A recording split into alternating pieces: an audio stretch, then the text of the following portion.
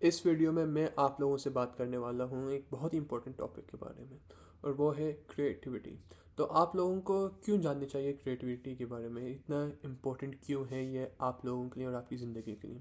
क्योंकि अगर आप किसी भी बड़े बिजनेसमैन को स्टडी करें, या किसी भी बड़े डायरेक्टर को, या फुटबॉल प्लेयर को, या क्रिकेटर, या बॉलर, फास्ट बॉलर, या स्टूडेंट, या बिजनेसमैन, उन सब में एक ऐसी क्वालिटी होती है जो बहुत ही इम्पोर्टेंट होती है और वो दूसरे लोगों से उसे डिफ्रेंशिएट करती है, और वो है क्रिएटिविटी।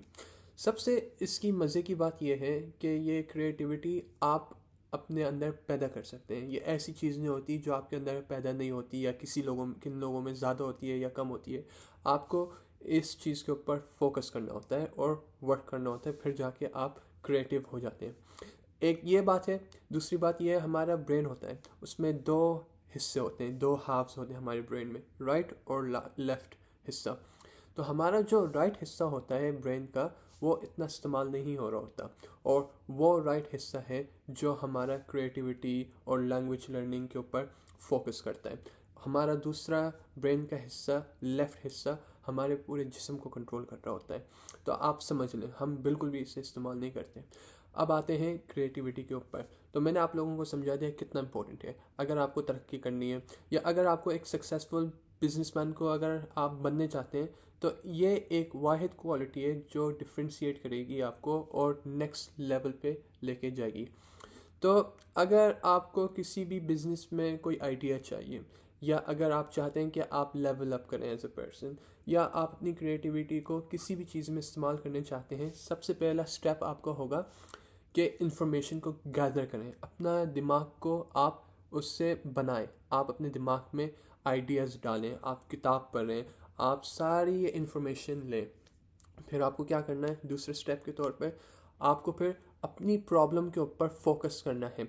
अगर आपकी प्रॉब्लम है कि यार मेरा बिजनेस नहीं चल रहा, मुझे नया आइडिया चाहिए बिजनेस का, तो आप उसके ऊपर आधे घंटे, पौने घंटे सिर्फ उसके ऊपर बैठ जाएं और फोकस करें। सबसे बेस्ट क्या है, अगर आपके पास कोई प्रॉब्लम है, आप दीवार को देखें और उस प्रॉब्लम के ऊपर फोकस करें, बस आधा पौना घंटा। और बस सोचते जाएं आप क्या कर सकते हैं, आप क्या गलत कर रहे हैं, आप क्या बेहतर कर सकते हैं।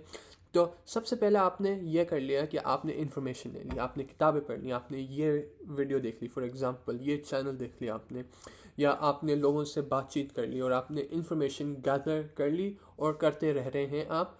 फिर आप करें फोकस, अपनी प्रॉब्लम के ऊपर फोकस करें और सॉल्व करने की कोशिश करें।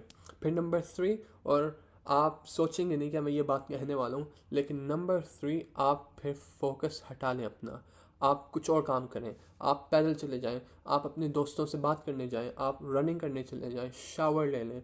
और जब आप ये चीज़ें कर रहे होते हैं, फिर जाके आपको आइडिया आता है, फिर जाके आप क्रिएटिव हो जाते हैं एज ए पर्सन।